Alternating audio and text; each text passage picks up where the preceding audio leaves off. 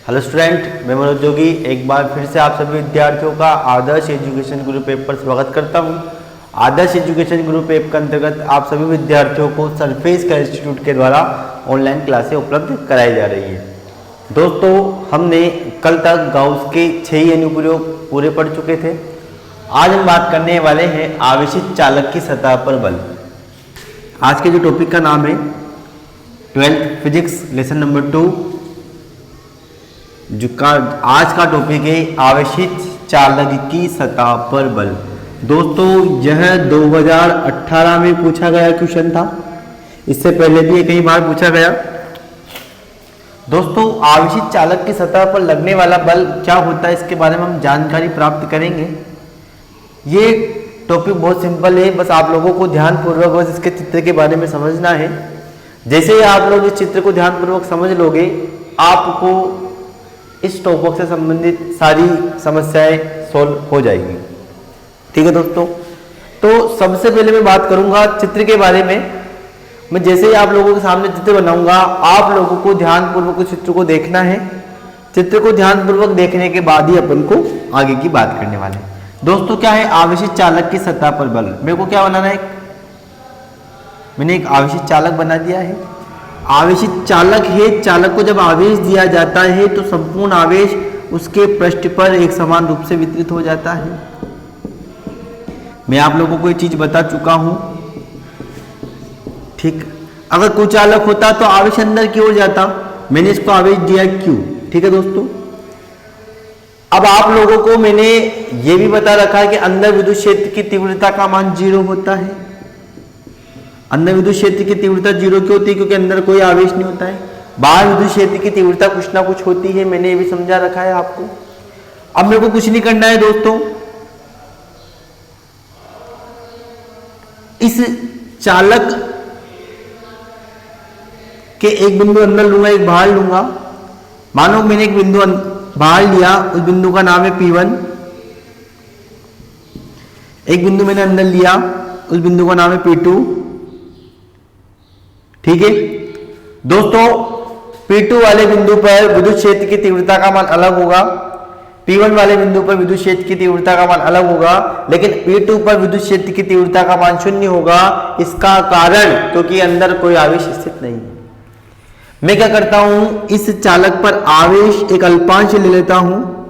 मैंने एक अल्पांश लिया। आप चित्र को ध्यानपूर्वक समझना दोस्तों। मैंने एक अल्पांश ले लिया है।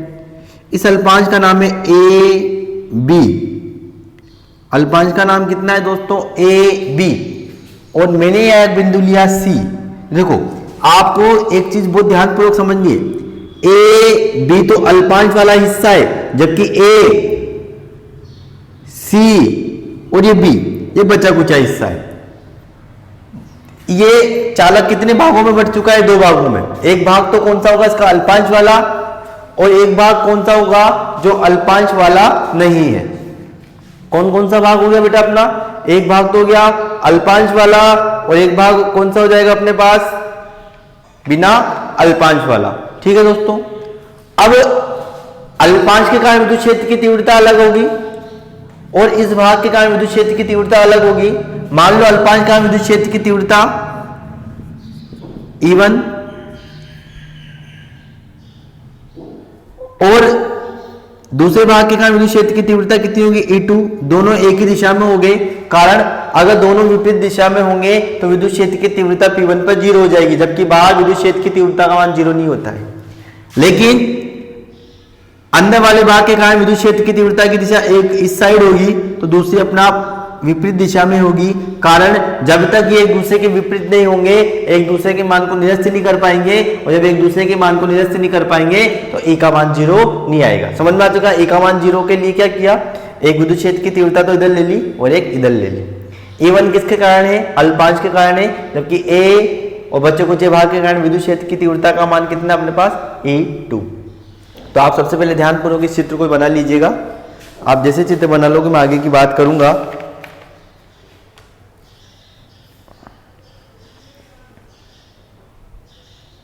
ठीक है, अब ये चालक है, इसका पृष्ठीय आवेश घनत्व सिग्मा होगा।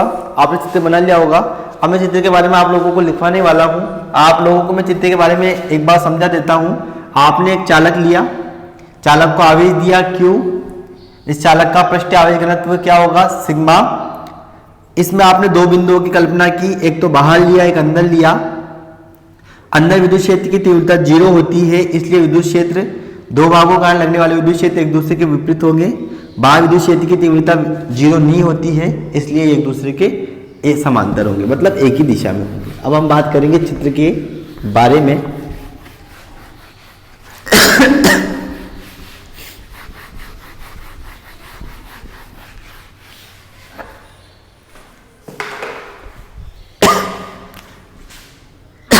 चित्रानुसार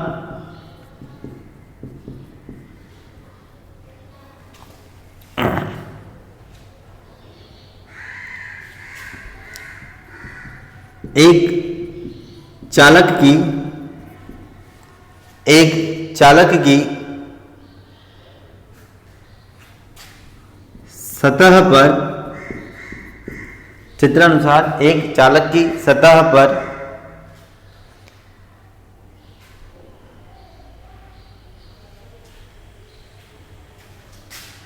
रेखीय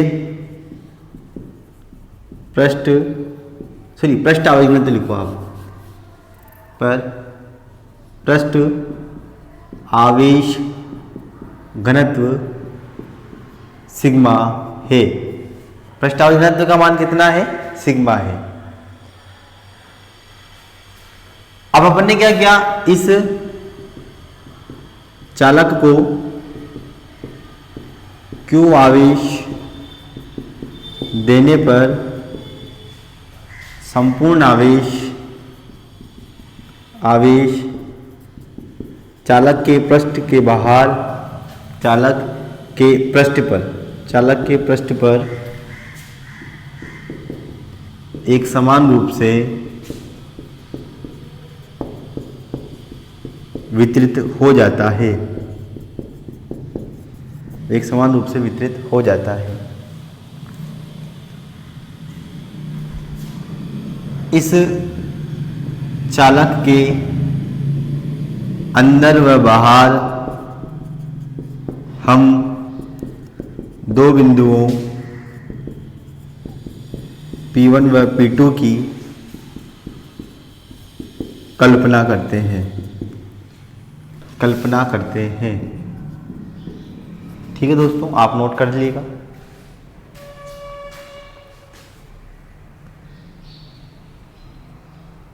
ठीक है, अब आप लोगों को मैंने गाउस का अनुप्रयोग बताया था।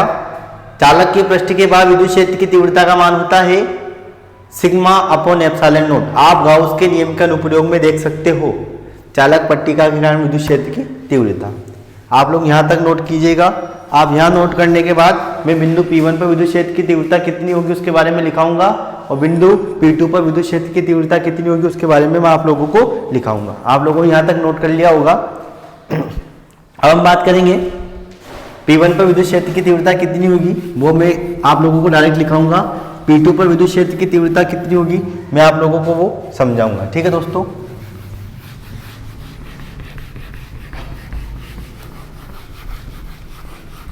P1 बिंदु कहाँ लिया अपन ने, बाहर लिया, तो विद्युत क्षेत्र की तीव्रता 0 नहीं होगी।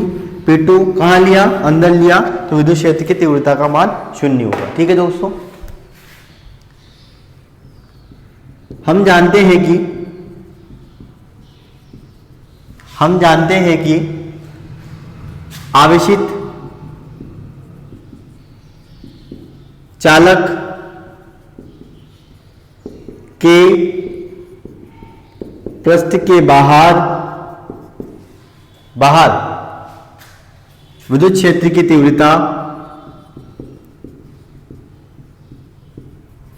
तीव्रता सिग्मा अपॉन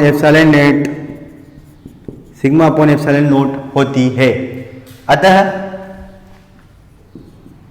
बिंदु P1 पर विद्युत क्षेत्र की तीव्रता, दोस्तों देखना मैं E इसे नीचे लिख रहा हूं P P1, ताकि आपको ये पता लग जाए कि अपन बिंदु P1 की बात equal to sigma upon epsilon not. ये अपने डायरेक्ट लिखा, आप इस चीज को याद रखना, ये आप लोगों की बन गई समीकरण नंबर 1। ये बात की अपन ने केवल बिंदु P1 की।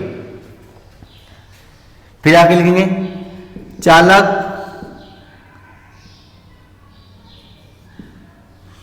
के अंदर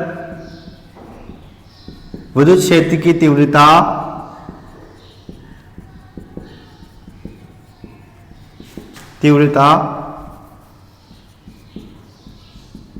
शून्य होती है, अतः बिंदु P2 पर विद्युत क्षेत्र की तीव्रता, अंदर वाले बिंदु की बात करो, EP2 इक्वल टू 0। आप लोगों को दोनों समीकरण ध्यान पूर्वक देखनी है। बिंदु P1 कहां स्थित है? चालक के बाहर। जब बाहर होता है तो विद्युत क्षेत्र की तीव्रता का मान कितना होता है? Sigma upon epsilon not. लेकिन जब बिंदु चालक के अंदर होता है तो विद्युत क्षेत्र की तीव्रता का मान कितना होता है? 0। इसलिए P1 पर तो विद्युत क्षेत्र की तीव्रता का मान प्राप्त हुआ सिग्मा अपॉन एप्सिलॉन नॉट। लेकिन बिंदु P2 पर विद्युत क्षेत्र की तीव्रता का मान कितना हुआ? 0। आप लोग यहां तक उतार लीजिएगा, हम आगे की बात करने वाले हैं।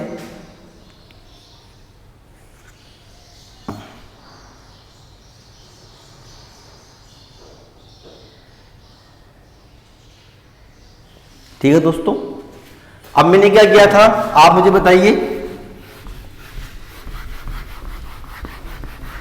अब मैंने क्या किया, उस चालक को दो भागों में बांटा। दो भाग कौन कौन से किए? एक तो ए बी अल्पांश वाला और एक बिना अल्पांश वाला। ठीक है दोस्तों, अल्पांश वाले के कारण विद्युत क्षेत्र की तीव्रता तो अपन मान लो E1 है, और बिना अल्पांश वाले के विद्युत क्षेत्र की तीव्रता का मान कितना है? E2 है। तो बिंदु P, देखो अपन ने तो ये डायरेक्ट ज्ञात किया कि अपन को पता है, लेकिन चित्र से क्या निकल रहा है उसकी भी तो हम बात करेंगे। देखो, अब हम चालक को दो भागों में विभक्त करते हैं। कौन कौन से दो भाग होंगे? पहला वाला भाग ध्यानपूर्वक देखना आप, ए बी अल्पांश,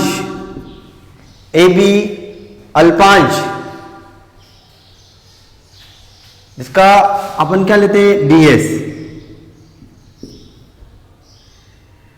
और दूसरा भाग कौन सा है? एक तो है AB अल्पांश वाला, और एक क्या है? चालक का बचा हुआ भाग A। उधर जाओ उल्टे, ऐसे मैं बता देता हूं। ये बनाया था अपन ने, यहां अल्पांश लिया था AB, यहां CA लिया था, तो A बचा हुआ भाग कौन सा? ACB। उसके ऊपर नहीं जाना, ACB चालक का बचा हुआ भाग ACB है। कितने भाग हो गए अपन को? आप लोगों ने दो भागों में बांट दिया। पहला भाग कौन सा है? AB अल्पांश वाला। दूसरा हुआ भाग कौन सा है? बचा कुचा ACB वाला भाग। अब अल्पांश के कारण विद्युत क्षेत्र की तीव्रता कितनी मानी अपन ने? E1। बचे हुए भाग के कारण विद्युत क्षेत्र की तीव्रता कितनी मानी अपन ने? E2। ये अपन को मानना है। माना कि अल्पांश के कारण विद्युत क्षेत्र की तीव्रता अब चित्र में देखना है अपन को। तीव्रता E1 व बचे हुए भाग ACB के कारण विद्युत क्षेत्र की तीव्रता E2 हो। तो अब हम इन भागों के कारण बिंदु P1 और P2 की बात करेंगे। बिंदु P1 P2 पर अपन को डायरेक्ट तो पता है, लेकिन इन भागों के कारण कितनी प्राप्त हुई उसकी बात करेंगे। हो तो बिंदु P1 पर विद्युत क्षेत्र की तीव्रता, तो बिंदु P1 पर विद्युत क्षेत्र की तीव्रता मतलब बाहर वाले बिंदु पर EP1, देखो आप बाहर दोनों E1 व E2 एक ही दिशा में, तो दोनों जुड़ेंगे तो कितना आएगा E1 प्लस E2। समीकरण नंबर आपके बनेगी ये 3। E1 प्लस E2 क्यों आया? क्योंकि यह दोनों एक ही दिशा में है। अब हम बात करेंगे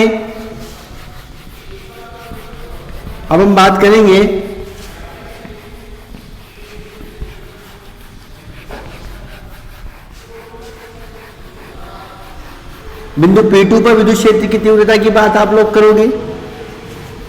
समीकरण नंबर 3 तक आपको समझ में आ चुका होगा।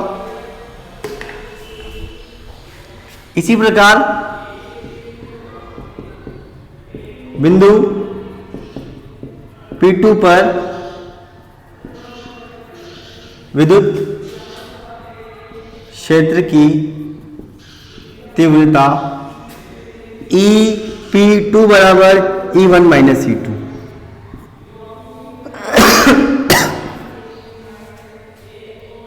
अब आप कहोगे सर यहाँ पे E1 माइनस E2 को आया सॉरी, उसका कारण है